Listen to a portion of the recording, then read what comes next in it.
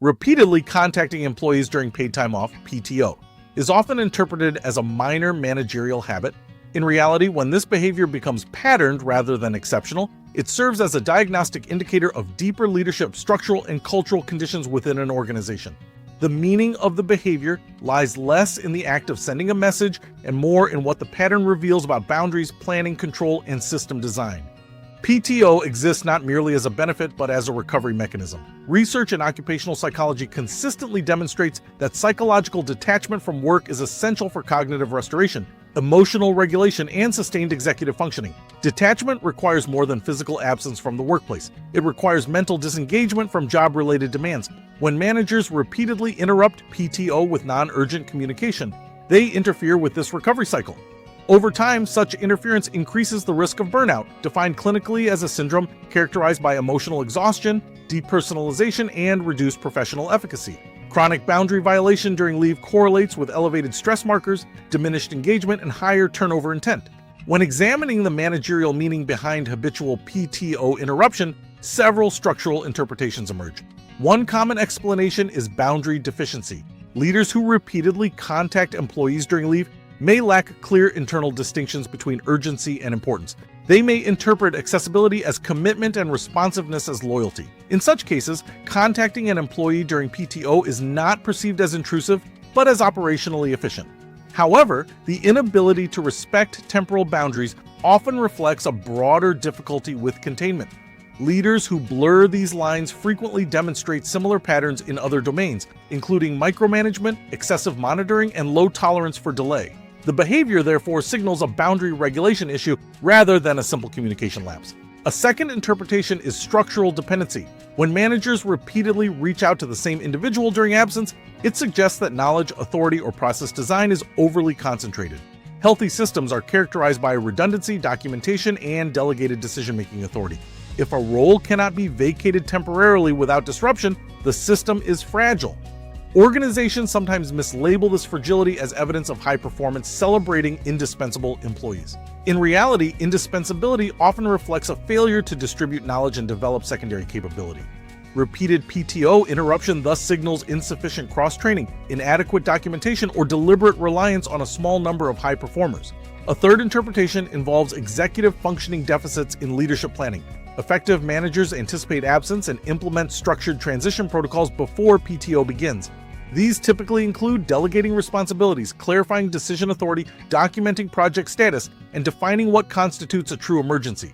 When such planning does not occur, leaders default to reactive communication once questions arise. Repeated outreach during PTO in this context reflects weak anticipatory planning rather than malicious intent. It indicates that the manager operates in a reactive rather than systemic mode.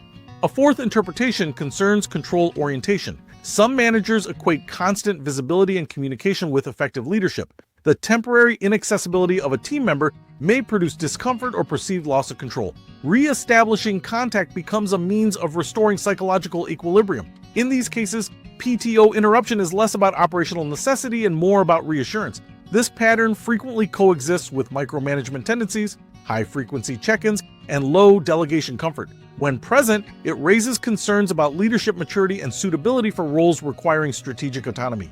Finally, habitual PTO interruption may reflect broader cultural conditioning. In organizations where always-on availability is normalized, managers may reproduce systemic expectations rather than initiate them. However, even within high-demand environments, mature leadership differentiates between genuine emergency and convenience-based outreach. The inability to create protected recovery space for team members suggests either compliance with dysfunctional norms or insufficient leadership courage to redefine expectations. The severity of the issue depends on frequency, urgency, and context. Occasional contact during legitimate emergencies does not necessarily indicate dysfunction. Repeated informational outreach that could have been prevented through planning suggests structural immaturity.